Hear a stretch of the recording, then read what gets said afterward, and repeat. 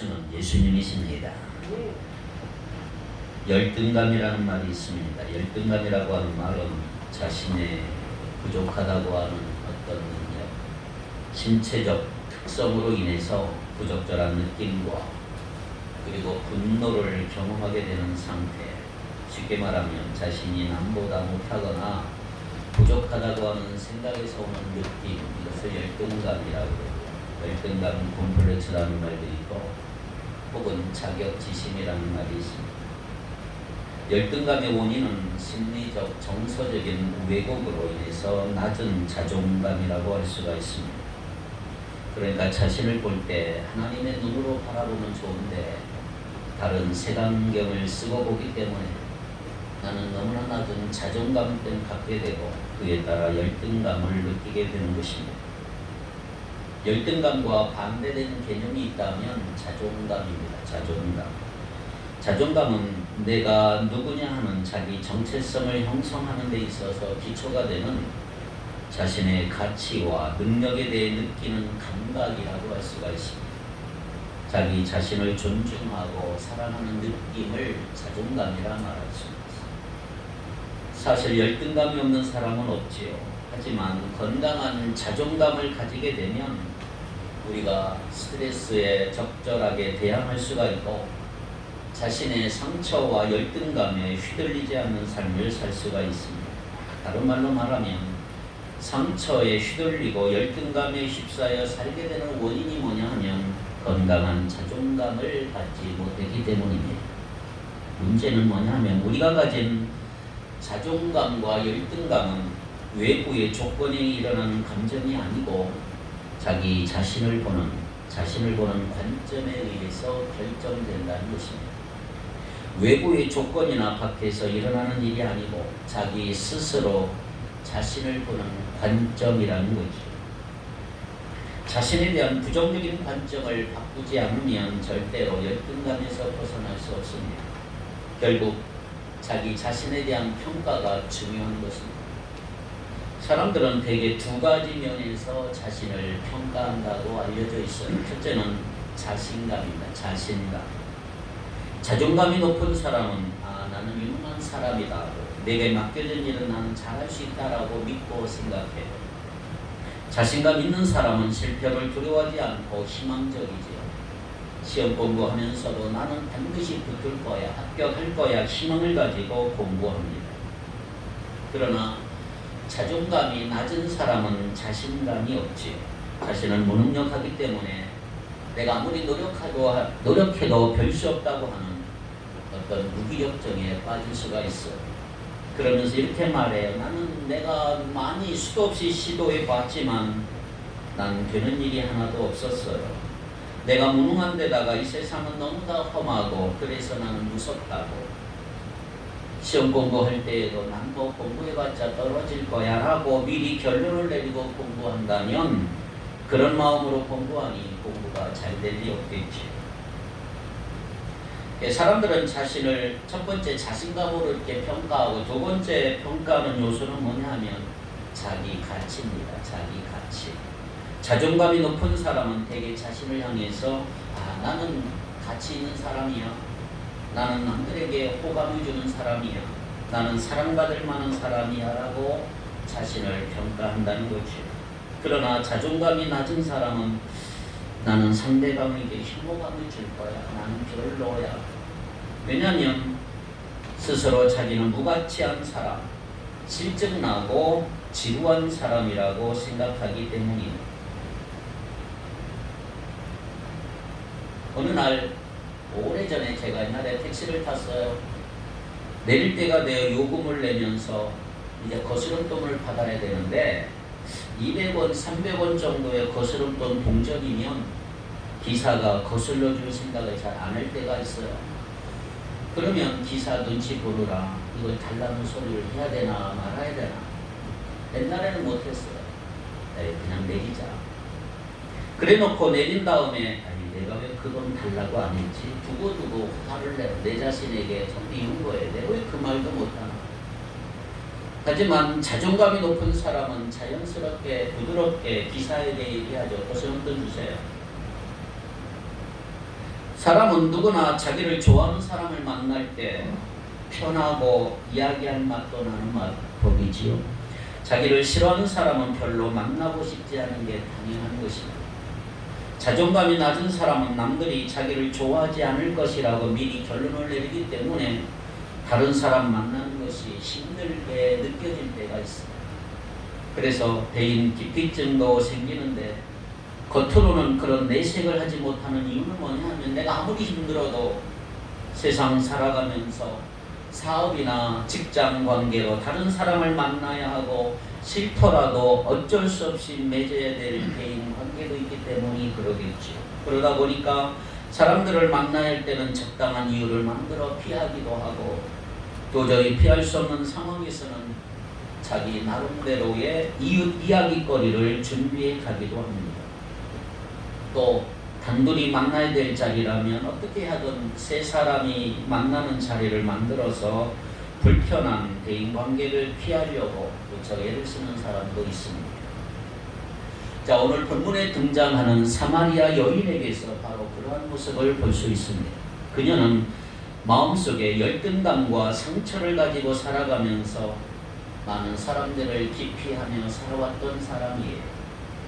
그런데 어느 날 예수님을 만나 극적인 변화를 경험합니다. 그것을 오늘 함께 좀 살펴보려고 합니다. 첫째로, 사마리아 여인의 심각한 상처를 치유하시는 예수님의 모습을 한번 보십시오. 자, 먼저 예수님을 만나기 전에 이 여인의 상태가 얼마나 심각했는지, 그리고 예수님이 어떻게 여인의 상처를 치유하셨는지 살펴볼 필요가 있어요. 먼저 소외와 대인 기피라고 하는 말을 좀 써야 됩니다. 소외와 대인 기피. 소외감이 뭐냐? 만남을 상실한 거지요.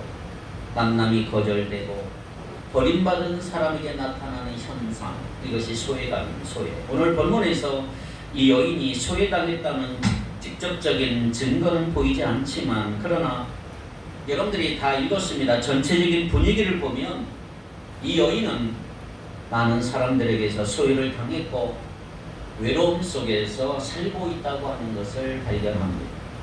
그러다 보니까 대인 기피증에 걸리고 사람 만나는 게 싫고 폐쇄적인 삶을 살았던 여인이었습니다. 6절, 7절을 다시 같이 한번 읽겠습니다. 시작.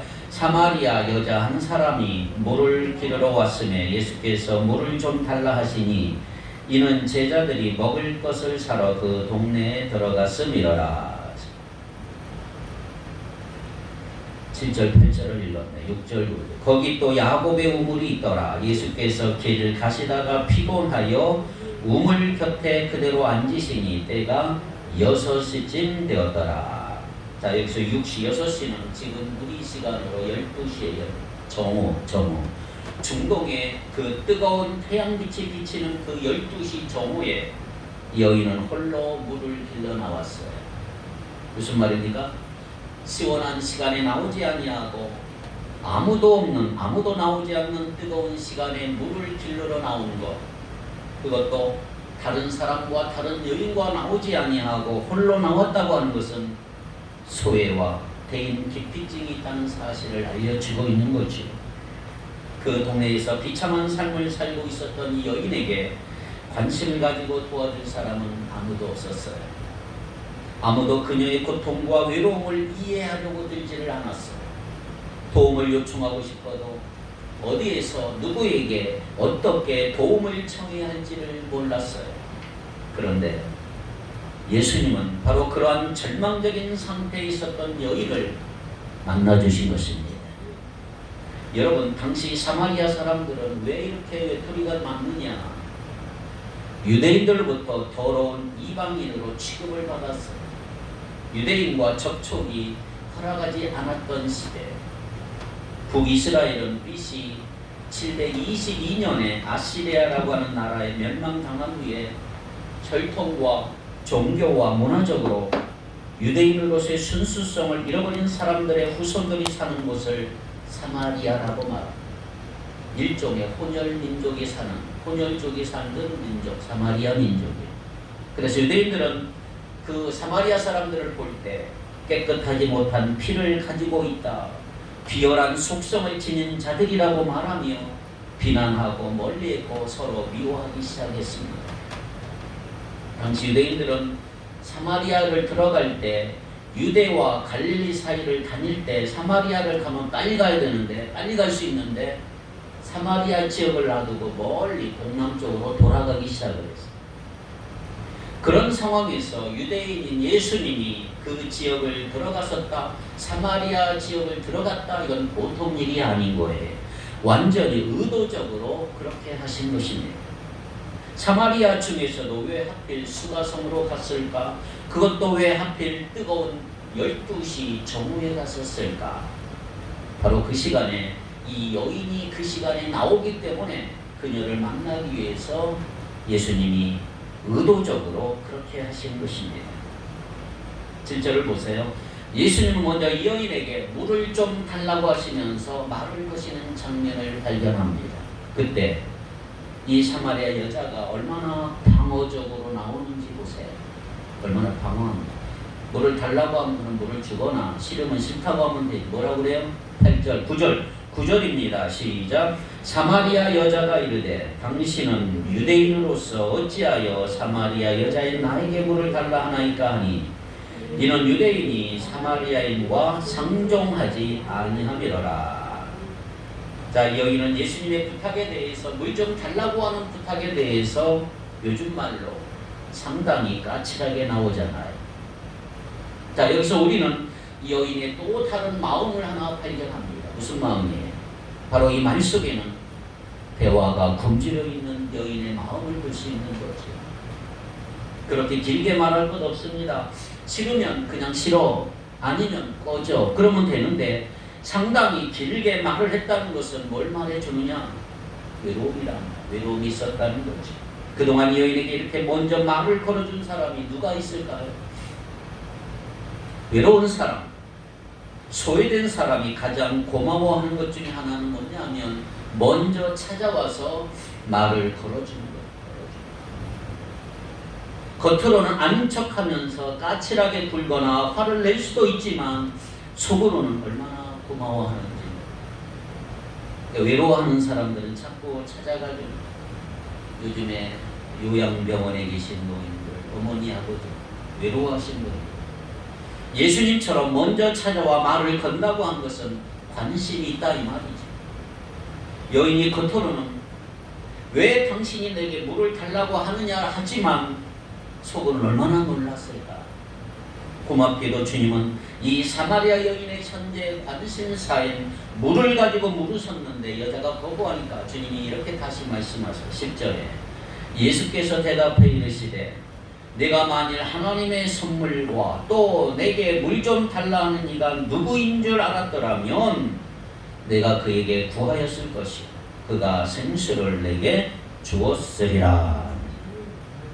자, 여기 아주 중요한 얘기를 합니다. 무슨 뜻입니까? 지금 여인에게 물을 달라고 해놓으시고는 오히려 거꾸로 말씀하세요. 거꾸로 하나님의 선물과 물을 달라고 하는 사람이 누구인지를 알았더라면 도리어 네가 나에게 물을 달라고 요청했을 것이고 그러면 내가 너에게 생수를 주었을 것이다. 자, 예수님은 지금 자신이 단순히 유대인 남자가 아니라는 거지. 유대인 남자라고 하는 문화적, 역사적 한계를 초월하는 존재임을 암시하고 있는 거예요. 그래서 예수님은 유다에 속한 분이 아니라 하나님께 속한 분이다. 예수님이 하나님께서 우리에게 주신 선물이다. 그러니 뭐라고 그랬어요? 하나님의 선물이란 말은 하나님의 아들, 인류 최고의 선물, 우리의 구원자다 이 말이에요.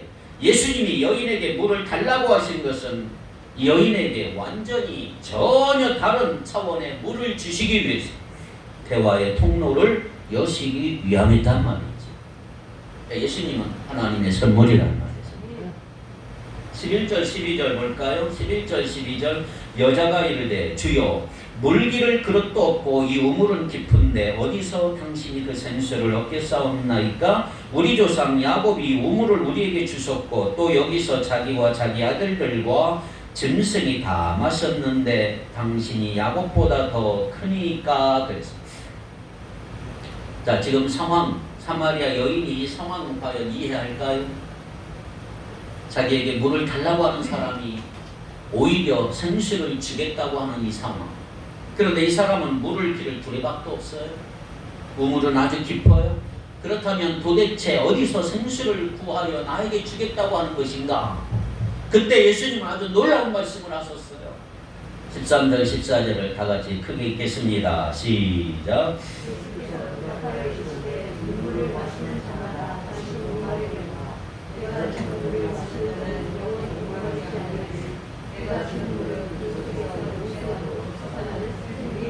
아멘. 내가 주는 물을 먹는 자는 영원히 목마르지 아니하리니 나의 주는 물은 그 속에 영생하도록 솟아나는 샘물이 되리라. 예수님의 대답은 너무나 명쾌하고 목마름이 시원하게 해결되는 해답이란 말이에요. 예수님이 주시는 물을 마시면 영원히 목마르지 아니할 것이다. 그리고 그것을 마시는 사람 안에서 그 물은 영생하도록 솟아나는 영생에 이르게 하는 샘물이 될 것이다. 그러니까 여인이 뭐라고 그래요? 15절에 여자가 이르되 주여 그런 물을 내게 주사 목마르지도 않고 또 여기 물 기르러 오지도 않게 하옵소서. 자 보세요. 여인은 한 번 마시면 다시는 목마르지 않는 그런 물이 있다면 자기에게도 달라는 요청을 하지요. 그 여인은 왜 그 물을 원할까요? 그 물을 마시고 영원히 목마르지 않으면 다시는 이곳에 물길로 올 필요가 없기 때문에. 왜 물길로 오기를 원치 않을까요? 사람들을 만나고 싶지 않기 때문에. 이 사마리아 여인은 요즘 말로 잠수 타기를 좋아한 거죠. 숨어버린 거죠. 좀 원했어요. 사람들과 만나고 싶지 않고 그들로부터 피하여 조용히 숨어서 지내기를 원했던 여인의 고백이라고 할 수가 있습니다. 이걸 우리는 폐쇄라고 해요. 폐쇄. 거절과 소외를 자주 경험한 사람들이 취하는 다음 단계는 뭐냐? 숨어버리는 거예요. 폐쇄하는 거예요. 세상과 사람들로부터 자신을 닫아버리는 의식적인 선택이라고 할 수가 있습니다. 자, 이 여인은 지금까지 수많은 소외감, 거절감을 경험을 했고 앞으로 또 다른 소외를 경험하는 것은 너무나 두려운 거예요. 스스로 마음의 문을 굳게 걸어 잠그는, 그래서 상처를 받기 전에 미리 자기가 먼저 세상과 단절해 보기로 결정하는 거예요. 그리고 그때부터 사람들을 피해서 숨어 다니기 시작하는 것입니다. 예수님은 바로 그러한 그 여인의 상처를 치유하기를 원하셨던 것입니다. 두 번째, 불만족과 방황을 볼까요?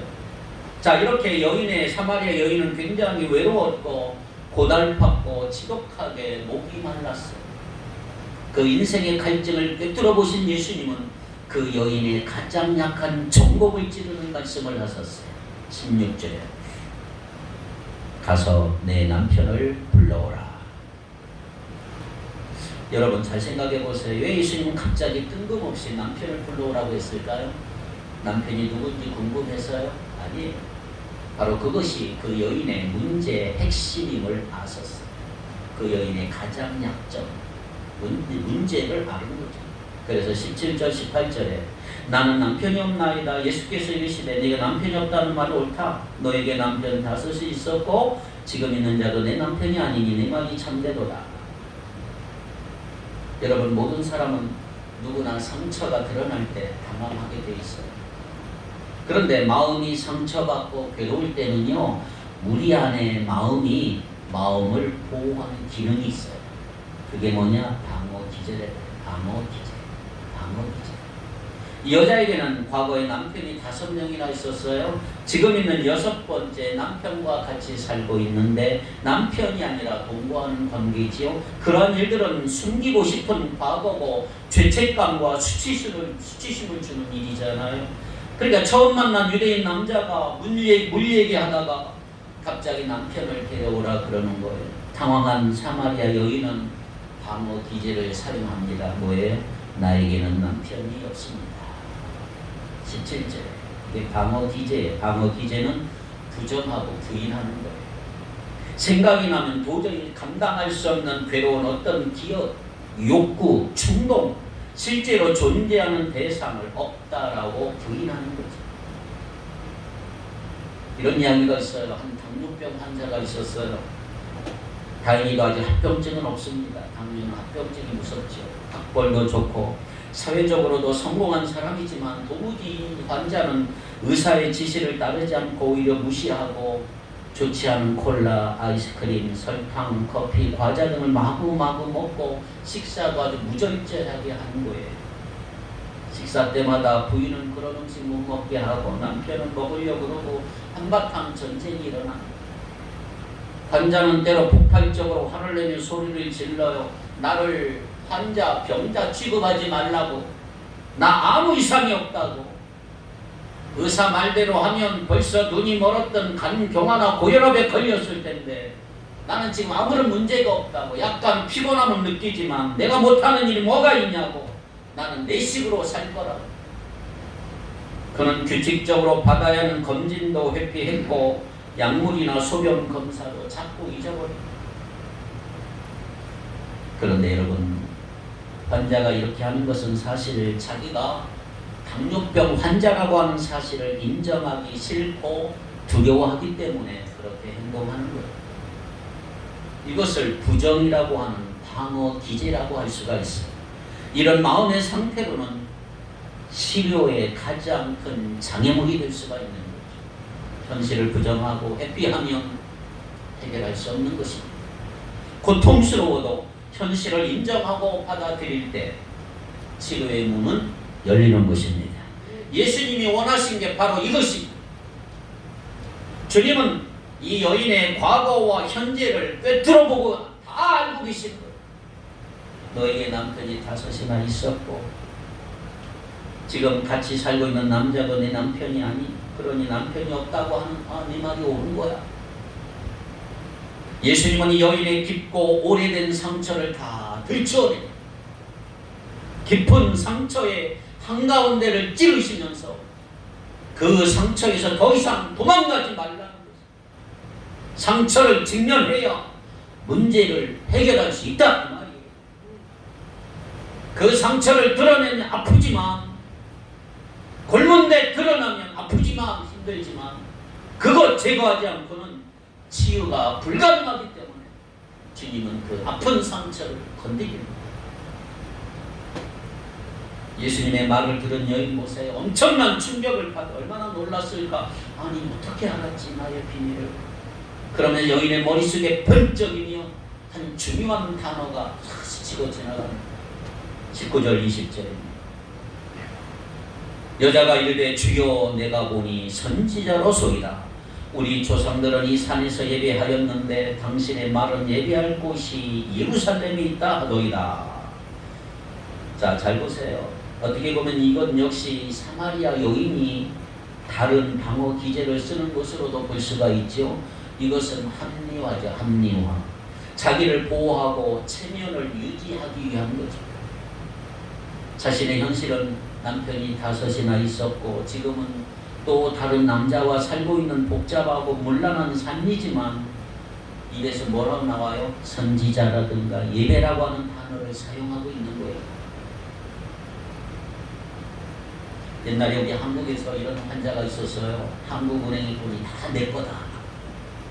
과다망상증 환자가 있었어요. 정신병원에. 그는 의사에 100만 원짜리 수표를 줘요. 물론 신문지 찢어 맞는 가짜 돈이. 그런데 그의 태도는 너무너무 진지한 거예요. 가난해 보이거나 돈이 필요한 것 같은 환자들에게 선뜻 수표를 막 100만 원씩 써줬어요. 역시 신문지를 찢어 만든 거예요. 심리적으로 엄청난 부자였고 늘 자신감이 넘쳐요. 그런데 담배가 떨어지면 땅에 떨어져 있는 꽁초를 주워서 피워요. 꽁초를 줍는 그를 보고 다른 환자들이 막 놀리는 거예요. 내 돈도 없으면서. 그때마다 그는 이렇게 얘기합니다. 나는 도장을 잃어버려서 은행에서 돈을 못 찾기 때문에 그렇다. 너무너무 진지하게 얘기하는 거죠. 그의 마음속에는 큰 부자라고 하는 현실과 가난뱅이라고 하는 현실이 동시에 있었는데 이 두 현실은 서로 반대가 되고 논리적으로 같이 존재하는 것이 불가능한데 같이 있는 거예요. 그래서 과대망상증 환자의 특징이지. 그리고 그는 이 두 현실 사이에서 모순을 느끼거나 전혀 고통을 느끼지 못하는 거예요. 이걸 가능케 한 게 뭐? 합리화합니다. 합리화.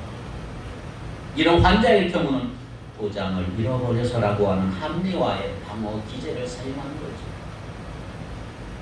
이 사마리아 여인은 어디서 예배를 드려야 하느냐고, 어디서 예배를 드려야 하느냐고 아주 영적인 질문을 예수 앞에 던지고 있지만 자신의 실제 삶은 아주 문란하고 만족이 없는 삶이었단 말이에요. 그러한 자신의 삶은 다 덮어두고 숨겨둔 채 경건한 예배에 대해서 지금 말하고 있는 거예요.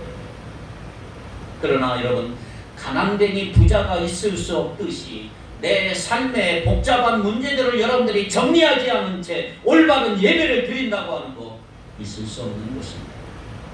그래서 예배 장소를 어디로 해야 맞느냐, 이 여인의 질문에 대해 예수님은 그녀의 마음을 치유하시는 말씀을 이렇게 해 주십니다. 21절 다 같이 읽겠습니다. 시작.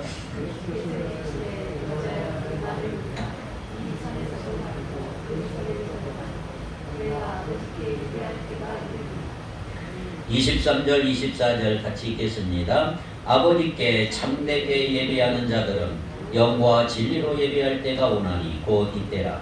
아버지께서는 자기에게 이렇게 예배하는 자들을 찾으시느니라. 하나님은 영이시니 예배하는 자가 영과 진리로 예배할지니라. 아멘. 무슨 말이에요? 예배의 장소가 중요한 게 아니고 하나님 아버지께 참으로 예배하는 자가 되는 것이 중요하다. 그리고 참된 예배는 신령과 진정으로 드리는 예배다. 영과 진리로 드리는 예배. 하나님은 영이시니 영과 진리로 예배하는 자, 예배하는 자가 영과 진리로 예배할지니라. 과거의 상처와 비밀과 은밀한 죄를 그냥 숨겨둔 채 유대인들이 주장하는 예루살렘에서 예배하든 사마리아인들이 주장하는 그리심산에서 예배하든 아무 소용이 없다. 죄를 숨긴 채 예배드리면 소용이 없다. 모든 죄 드러내고 회개하면 영과 진리로 예배 드려야 한다. 강조하고 있는 것입니다. 이제 사마리아 여인은 점점점 깊은 영적인 세계로 인도함을 받고 있습니다. 그리고 바로 거기서 여인은 예수님을 구주로 만나게 되는 거예요. 수십 년 동안 방황하고 헤매다가 드디어 길과 진리와 생명이신 예수님을 만나 변화된 것입니다. 할렐루야. 25, 26절을 봅시다. 여자가 이르되 메시아 곧 그리스도라 하는 이가 오실 줄을 내가 아노니 그가 오시면 모든 것을 우리에게 알려주시리이다. 예수께서 이르시되 네가 말하는 내가 그라 하시니라. 이 여인은 결단을 하잖아요. 메시아 그리스도 구세주가 오시면 내가 그분 앞에 제가 마음을 고치고 변화받도록 노력하겠습니다. 그러니까 예수님은 내가 바로 메시아다, 그다. 자, 그러면 여인이 예수님을 만났어요. 두 번째, 예수님 만나고 난 후에 변화가 뭘까? 드디어 사마리아 여인은 예수 그리스도를 만났습니다. 중요한 것은 그분을 만난 후에 변화이고 그분을 인격적으로 체험한 후에 새로운 삶이라고 할 수가 있는 거예요. 열등감과 상처투성이었던 여인의 삶이 예수 그리스도를 만나서 어떻게 변화됐을까? 세 가지 변화가 있어요. 첫째, 물동이를 버렸어요. 물동이를 버렸어요. 뭐를 버렸어요? 28절 여자가 물동이를 버렸다. 예수님을 만나 참된 예배가 회복된 여인은 물동이를 버려버렸어요. 이 물동이는 뭘까요? 자신의 빈 마음을 채우기 위한 여인의 노력을 상징하고 있습니다. 여인은 상처를 안고 있었음에도 불구하고 채워지지 않는 삶의 피로를 채우기 위한 우물가를 찾았던 거지. 그리고 그토록 사람들을 만나기 싫었고 마주치기 싫어서 땡볕인 정오 시간에 혼자 나왔지만 그 물동이는 결코 포기할 수 없는 것이에요. 여인은 5명의 남자들도 자신의 마음을 채워주지 못했기 때문에 계속 물을 길러와야 했습니다. 그런데 예수님을 만나서 모든 것이 채워지니까 이전에 그토록 절박했던 것들이 이제는 더 이상 별로 중요하지 않아요. 그래서 그녀는 미련 없이 물동이를 버려두고 갈 수 있게 된 것입니다. 물동이를 버리라. 두 번째, 동네에 들어갔습니다. 예수 만난 이후로 동네에 들어가. 이제 예수님을 만난 여인은 어디로 가요? 동네로 들어가요. 28절에 물동이를 버리고 동네에 들어가서 사람들에게 이르되, 놀랍게도 동네에 들어갔어. 왜 놀라운 사실일까요? 거기에는 사람들이 많이 있었어요. 지금까지 자기가 그토록 피하고 싶었고 마주치기 시원치 않았던 사람들, 그런데 그들이 지금 가는 거예요. 동네로 들어가는 여인. 여러분, 예수님을 제대로 만나게 되면 사람들과의 관계가 좋아질 줄 믿습니다. 예수님 만나는데 다른 사람들의 관계가 더 나빠진다? 그건 정말 만난 게 아니에요. 잘못 만난 거죠. 기억하세요. 예수님을 정말 만났다면 안 좋았던 관계도 좋아져야 그것이 진짜다. 왜? 이웃만이 아니라 원수도 사랑하시고 자신을 죽이기까지 사람은 용서하고 사랑하신 예수님의 인격과 성품도 받았기 때문이란 말이에요. 세 번째, 예수 만난 여인은 예수를 전하기 시작을 했어요.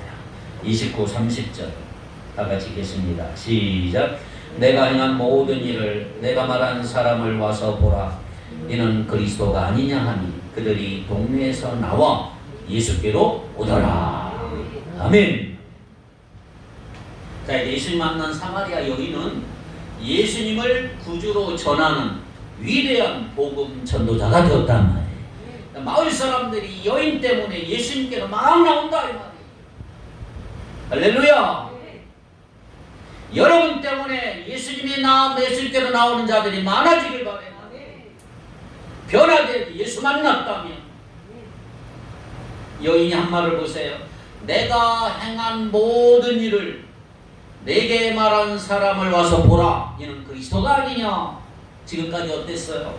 자기가 행한 모든 일을 꼭꼭 숨기고 싶었고 숨기고 살아왔잖아요. 그래서 사람들도 안 만나고 숨어 지냈고, 그런데 이제는 뻔히 밝히고 드러내는 것. 오히려 자기의 과거를 사용하여 예수님을 증거하지 않습니까? 내가 이렇게 형편없는 사람이었는데 예수님은 그런 나를 만나 주셨다고 예수님을 전했단 말이에요. 예수 그리스도를 제대로 만난 사람은 누가 시켜서가 아니고 자발적으로 그분을 소개하고 전하는 전도자의 삶을 살게 되는 줄 믿습니다. 받은 은혜와 사랑이 너무 벅차고 너무 주체하시고 기쁨으로 나누는 거예요. 기쁨으로. 간증한 추하고 더러운 과거가 있더라도 그것조차 사용해서 예수님을 전하게 되는 거예요. 그렇게 전하는 거 결코 부끄러운 게 아니에요. 다른 사람들이 어떻게 나오든 상관이 없어. 상황도 문제가 아니에요. 결과를 미리 따져보고 하는 게 아니에요. 그냥 하는 것이고 무조건 하는 거예요. 그게 기쁘니까, 나누고 싶으니까, 간증하고 싶으니까, 내가 만난 예수 그리스도, 내가 체험한 하나님을 전하는 놀라운 삶으로 변화되기를 축복합니다. 한 술주정뱅이가 있었어요. 노름으로 재산을 다 날리고 부인과 자식들에게 폭행을 일삼는 사람이에요. 근데 어느 날 전도를 받고 교회를 나가게 됐어요. 얼마나 귀합니까? 그를 아는 사람들은 고개를 저으며 에휴, 저런 사람이 교회를 다녀봤자 달라질 게 있겠냐고 부정적이고 회의적이에요. 시간이 지난 어느 날 한 친구가 그에게 물었어요. 친구, 교회에서 목사님이 뭐라 가르치던? 대답을 합니다. 착하게 살라고 하기도 하고 뭐 그런 거 말씀을 하신 것 같긴 한데 잘 모르겠다고 하지. 친구가 또 물었어요. 그럼 예수님의 제자들이 쓰신 책이 뭐라고 하던가? 당황하며 대답을 합니다. 예수님의 제자들이 책도 썼나? 난 잘 몰라. 그 친구가 다른 여러 가지 질문들을 했지만 그의 대답은 모두가 다 심쿵치 않아요. 친구가 답답하다는 듯 마지막 물어봐서 그럼 도대체 교회 다니면서 자네가 배운 게 뭔가? 그럴 때 그는 자신 있게 이렇게 대답을 했어요. 그런 건 잘 모르겠는데 다만 내가 달라진 게 있다. 전에는 술 없으면 못 살았는데 요즘은 쓸 생각이 별로 나지 않아. 그리고 전에는 퇴근 후에 노름방으로 달려갔는데 지금은 집에 빨리 가고 싶고, 전에는 애들이 나를 보면 슬슬 피했는데 지금은 애들이 나하고 저녁 식사 함께 하려고 기다려. 그리고 내 아내는 전에는 내가 퇴근에 배를 누르면 문을 열고 고개 숙이고 가만히 서서 나를 쳐다보지도 않았는데 지금은 내가 퇴근할 무렵이면 대문 앞에 나와 나를 기다려. 여러분, 예수님을 개인적으로 만났을 때 그 경험을 말로 설명하기가 어려울 수가 있어요. 한 가지 분명한 것은 예수님과의 만남을 경험한 사람은 말과 행동과 대인관계가 달라지는 거예요. 성령의 9가지 열매도 주님과의 경험적 만남이 있을 때 열려지는 거예요. 억지로 맺어지는 게 아니고 열매는 억지로 만들어지는 게 아니에요. 만일 억지로 생산했다면 그건 흉내를 내는 것. 주님과의 체험적 만남이 없는 사람은 자꾸만 지적 만족으로 공백을 채우려고 해요. 하지만 주님을 인격적으로 체험적으로 만난 사람은 그 삶에 변화가 생기게 마련인 것입니다. 그렇다면 여러분, 예수님을 인격적으로 체험적으로 만났었습니까? 그렇다면 자신의 물동이를 버리셨습니까? 그리고 동네에 들어가서 그동안 회피하던 사람들 만나셨나요? 그리고 담대하게 자신의 삶을 간증하며 예수님을 전하고 있습니까? 우리가 할 일은 이것입니다. 지금도 내가 소중하게 여기는 물동이 이제 놓아두고 나를 변화시킨 예수님을 전하는 삶을 사시기를 바랍니다.